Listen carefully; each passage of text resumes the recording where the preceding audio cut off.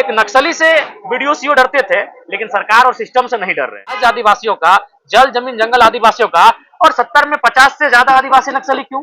हथियारों से नहीं, विचारों से आप रोके। मैं तो नक्सली और पुलिस के मुठभेड़ को देखिए, उनके जो अबुआ राज में बबुआ है, अगर वो टाइट नहीं होंगे और उस सिस्टम में बैठे लोग सरकार की नहीं सुन रहे हैं। वर्तमान की सरकार में कि उनका पार्टी का प्रखंड अध्यक्ष भी उस सिंडिकेट में पूरे धड़ल्ले से शामिल है। जो अवैध तस्करी करते हैं, अवैध कार्य करते हैं, उन्होंने डीएसपी को घायल कर दिया। थानेदार के हाथ को तोड़ा गया, ये घटना आपसे छुपी नहीं है। सबसे पहला बात है, सरकार ईगो में है। तो मुख्य एजेंडा था चुनाव जीतने का, तो चूंकि अगर आप मैया को 2500 रुपए देते हैं, तो जो लोग शर्म कर रही है, चाहे वो कोई रहे, आंगनबाड़ी की रहे, जल सैया रहे, स्वास्थ्य रैया रहे, पोषण सखी रसोईया रहे, उनको कम से कम उनसे इस 2500 से दुगना वेतन मिलना चाहिए। जो लोग दोषी हैं उन पर कार्रवाई करें। लोकतांत्रिक भारत में डांड, पिशाच, ये भूत प्रेत, ये विषय नहीं होने चाहिए कि प्रमंडल स्तरीय में रिम्स जैसी सुविधाएं होनी चाहिए। अब अगर रिम्स को जाकर देखेंगे तो बहुत ही पीड़ादायक स्थिति में रिम्स खुद है। तो इसीलिए मंडल स्तरीय इस बजट में कम से कम एक नया रिम्स आए, ये सरकार को पहल करनी चाहिए। जब तो कम से कम 5 मिनट का समय मिलता तो एक्सप्लेनेशन ठीक कर देते हम। जयराम जी, सदन में आपने जो बात रखी, इसमें ये होता है कि सरकार से और कानून व्यवस्था से कोई इकबाल नहीं रहा है और लोग जो है नक्सली पर ज्यादा विश्वास करते हैं। नहीं, मैं यहाँ ये बहुत पुराना उदाहरण है, ये 20 साल पुराना उदाहरण मैं दे रहा था, लेकिन बीच में मंत्री मैडम टोक दी और अध्यक्ष महोदय चूंकि वो सरकार की मंत्री हैं, थोड़ा सा अध्यक्ष महोदय को भी उनका फेवर करना पड़ा और बोला जयराम जी आज के लिए आपका समय इतना ही है। मैं उस बात को यहाँ पूरा करना चाहता हूँ, क्योंकि देखिए आज आप विपक्ष के किसी भी विधायक का जो स्टेटमेंट आप देखेंगे सदन में, चाहे बालू को लेकर हो या अबू आवास को लेकर हो, तो उसमें कहीं ना कहीं करप्शन को सामने ला के रखते हैं। तो मैंने वही कहा कि अध्यक्ष महोदय, मैं आता हूँ पारसनाथ की तराई से और 1990-95 का दशक था। मैंने एक पेपर का 18 साल पुराना कोट भी हम लेकर आए थे कि उस समय क्या था कि गांव वाले लोग कहते थे कि जो नक्सलियों का जो वर्चस्व था, यानी वो जो पीक टाइम था, उस समय बीडीओ सीओ घूस नहीं लेते थे। तो मैं उनको इस कथन के माध्यम से ये कहना चाहता था कि एक नक्सली से बीडीओ सीओ डरते थे, लेकिन सरकार और सिस्टम से नहीं डर रहे। वो लगातार शिकायतें आ रही हैं घुसखोरी की।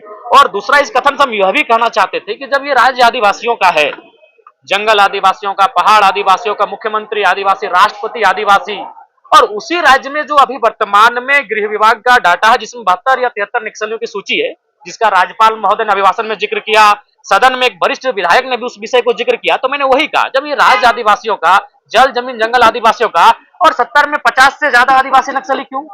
किन कारणों से एक भोला भाला आदिवासी नक्सली गतिविधियों की ओर अग्रसर हुआ?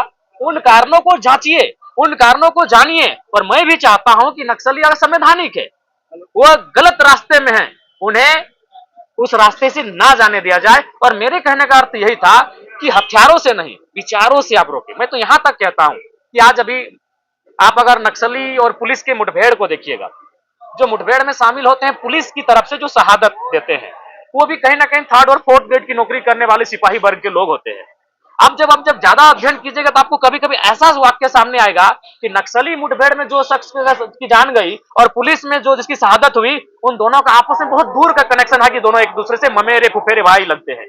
तो मेरा कहना है कि ना उस पहाड़ की जरूरत आम व्यक्ति को है, ना उस पहाड़ की जरूरत पुलिस को है। उस पहाड़ में जो खनिज है उसकी जरूरत पूंजीपतियों की है। तो मैं उस विषय को कह रहा था कि आज क्योंकि राज्यपाल महोदय ने भी अपने अभिभाषण में नक्सलियों के नियंत्रण पर जिक्र किया है, तो मैंने यहां तक कि मैंने वर्तमान सरकार को भी इस पर विशेष नहीं कहा, मैंने दोनों को कहा।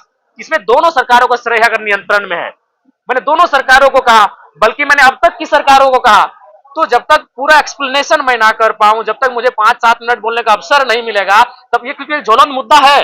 आप लाख बजट पारित करें, अगर वो बजट अगर धरातल पर ना पहुंचे, अभी आप मान के चलिए पारसनाथ एक्शन प्लान के तहत जो उस तराई में या दलमा या आपका सारंडा के जंगलों की तराई में जो डेवलपमेंट का कार्य करते हैं, वो काम तो बाधित होता है, नक्सलियों के कारण वो कार्य बाधित होता है। तो ये बजट का ही अंग था, मैं जो एक्सप्लेन कर रहा था वो बजट डिस्टर्बेंस का अंग था। तो इसीलिए मेरा मानना था और मेरा तर्क यही था सरकार को कि सरकार को सबसे पहले ये चाहिए कि उनके जो अबुआ राज में बबुआ है, अगर वो टाइट नहीं होंगे तो आने वाले कुछ वर्षों में एक नए किस्म का नक्सल आएगा आपके सामने। वो जंगलों में ना होगा, वो बंदूकों के साथ ना होगा, उसके दिल और दिमाग में आक्रोश होगा, एक नए टाइप का, एक नए पैटर्न का इस सिस्टम से एक बगावत करता हुआ कोई एक नया संगठन दिखेगा। तो इसीलिए मैंने कहा, चूंकि आज जब से सदन चल रहा है करप्शन महत्वपूर्ण मुद्दा रहा है, और वो करप्शन की उपज कहीं ना कहीं सिस्टम की उदासीनता है, और उस सिस्टम में बैठे लोग सरकार की नहीं सुन रहे हैं। तो ये मेरा तर्क था। लेकिन उससे पहले स्पीकर महोदय ने कहा कि जयराम जी आज आपका समय नहीं है, तो मैंने कहा कि आसन की गरिमा है अध्यक्ष महोदय, आसन का सम्मान है, लेकिन जिस दिन फिर हम खड़ा होंगे इस बात को पूरा पुनः दोहरा के जाएंगे। देखिए ऐसी स्थिति का कारण यही कि जो भी सरकारी पदाधिकारी हैं उन्हें अपनी जो सैलरी है उसे आत्मसंतुष्टि करनी चाहिए।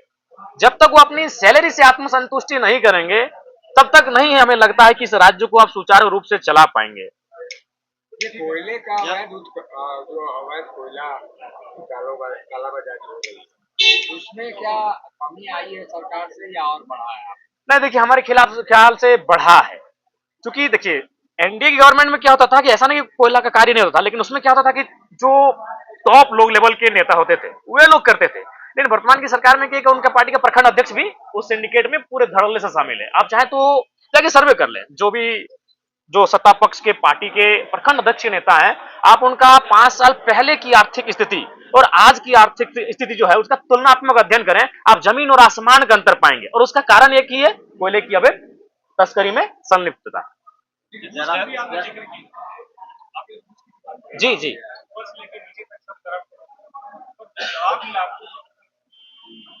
देखिए जवाब जैसे कि वित्त मंत्री महोदय जवाब दे रहे थे और सदन के एक वरिष्ठ नेता भी हैं, वित्त मंत्री भी हैं और सुलझे हुए इंसान हैं, लेकिन मैं उनके जवाब को उन्हीं के क्षेत्र में ले जाता हूं। वो पलामू क्षेत्र से आते हैं, पलामू प्रमंडल से, और हमें लगता है कल के ही अखबार में मैंने पढ़ा कि एक डीएसपी को बालू जो अवैध तस्करी करते हैं, अवैध कार्य करते हैं, उन्होंने डीएसपी को घायल कर दिया। बागमारी की घटना आपसे छुपी नहीं है, कुछ दिन बाद फिर थानेदार के हाथ को तोड़ा गया, ये घटना आपसे छुपी नहीं है। तो ये चीजें तो चीख चीख के कह रही है कि सिस्टम और विधि व्यवस्था किस दिशा में है। सरकार देखिए सबसे पहला बात है सरकार ईगो में है कि भाई हम सरकार में अपनी खामियों को क्यों स्वीकारें।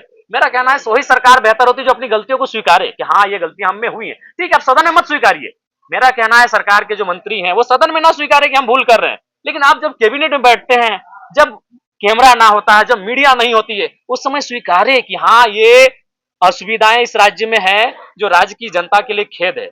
जब तक वो अपनी खामियों को नहीं स्वीकारेंगे, अपनी गलतियों को नहीं स्वीकारेंगे, बल्कि अपनी गलतियों में ईगो के रूप में खड़े हो जाएंगे, इस राज्य को आप गति नहीं दे सकते हैं। जयराम जी रसैया संयोजिका के लोग जो है वहाँ विधानसभा के बाहर आंदोलनरत है, लोग कह रहे हैं कि 2000 के लिए हमें आंदोलन करना पड़ रहा है और मैया सम्मान योजना जो घर बैठे बैठे, तो गलत तो नहीं कह रहे हैं, सही बात है। मान के चलिए मैया सम्मान योजना एक तरह से ये उपहार है, एक तरह से ये पुरस्कार है, तो उनका कहना ठीक है।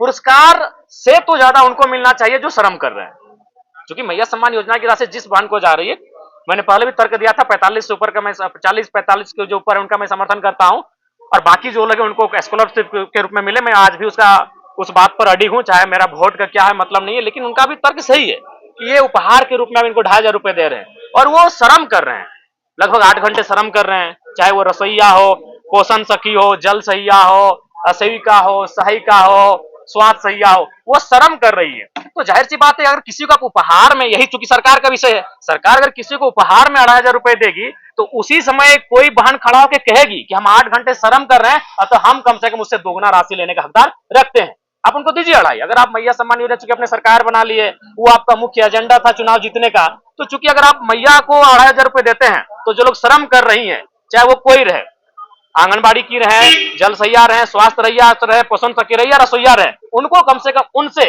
इस 2500 से दुगना वेतन मिलना चाहिए, क्योंकि वो श्रम कर रही हैं, वो अपने आप का मेहनत कर रही है, वो खटा रही है अपने आप को। जी ये तो काफी दुर्भाग्यपूर्ण है ये रिपोर्ट। अभी 2020 जब वो कोरोना का काल था, जब हमें लगता है कि एक आम व्यक्ति के साथ साथ शायद पत्रकार बंधुओं ने अपने भी एक टीम बनाया होगा और आप लोग गांव गांव मास्क लगाकर, हाथ में ग्लव्स लगाकर गए होंगे, लोगों की सेवा की होंगे, आप एक दूसरे से डोनेशन कलेक्ट किए होंगे, और उस समय जो राशि अगर सरकार को मिलती है और उसमें अगर घोटाला होता है तो ये तो मतलब इसमें तो कोई उत्तर ही और मैंने कहने लायक ही नहीं बचता है।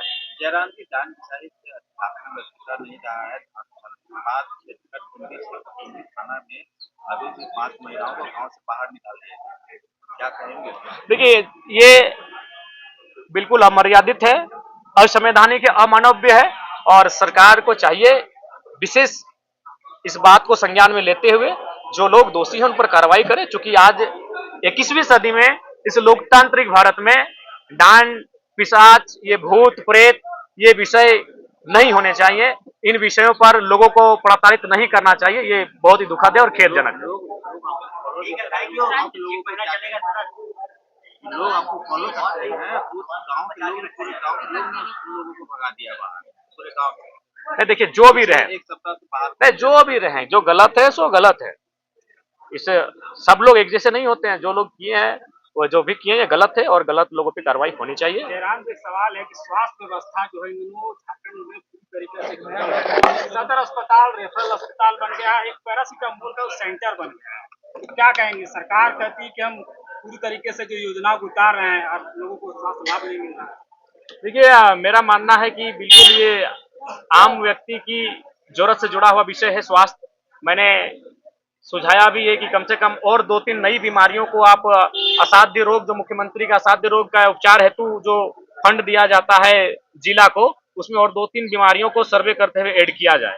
और ये तो जग जाहिर है, क्या स्वास्थ्य की स्थिति क्या है। हमें लगता है कि आज जो बजट अभी प्रस्तुत होगा उसमें हमें लगता है कि प्रमंडल स्तरीय में रिम्स जैसी सुविधाएं होनी चाहिए। क्योंकि हमें लगता है कि आप अगर रिम्स को जाकर देखेंगे तो बहुत ही पीड़ादायक स्थिति में रिम्स खुद है। तो इसीलिए कम से कम प्रमंडल स्तरीय इस बजट में कम से कम एक नया रिम्स आए, ये सरकार को पहल करनी चाहिए। धन्यवाद।